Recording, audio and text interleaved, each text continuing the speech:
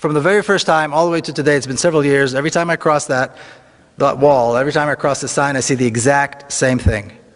I see traffic jams, I see children going to school, which is probably the most common sight in Palestinian areas, is children coming and going to school. I see people going to work, I see shops. I've yet to see the Palestinians that want to kill me. I've yet to see the Palestinians ready with machine guns and tanks and F-16s ready to bomb me because I'm an Israeli. I've yet to see that. And I know that many other Israelis who do this haven't seen it either. And with time, I began to realize this sign has nothing to do with security. The wall has nothing to do with security. The massive armed Israeli forces along the road have nothing to do with security.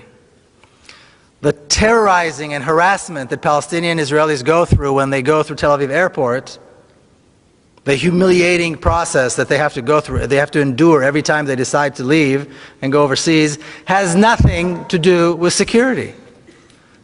It has everything to do with racism, with hatred, and with a deep desire to keep us apart, to keep me privileged and them with no rights. That's the name of the game. That's what it's all about. Now in this picture I stand with my friend Jamal, who sat in Israeli prison for many, many years. In fact, he was given a life sentence, but he was exchanged in one of the prisoner exchanges between Israel and the PLO. And the reason he was given a life sentence is because he killed a soldier.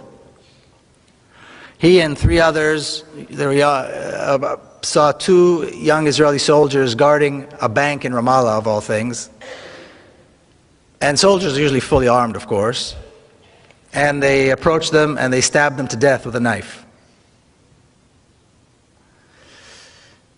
And for that they were later on, beaten, tortured, and arrested and given life sentences. But when I see the picture of the 2 of us standing side by side, I have to wonder which one of us is really the terrorist.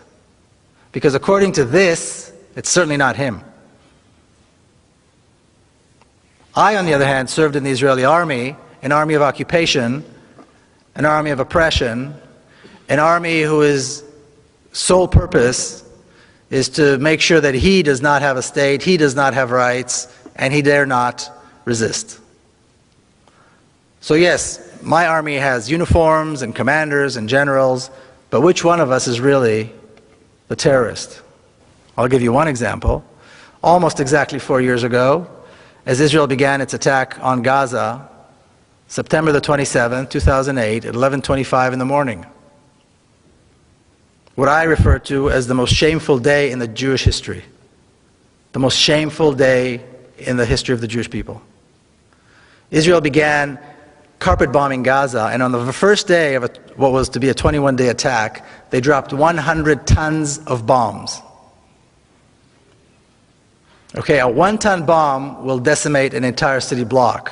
Gaza is one of the most densely populated places in the world. 800,000 children live in Gaza.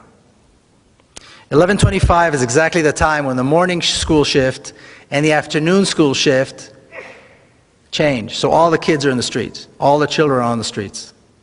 That was the moment decided by the decision makers in Israel to begin the attack.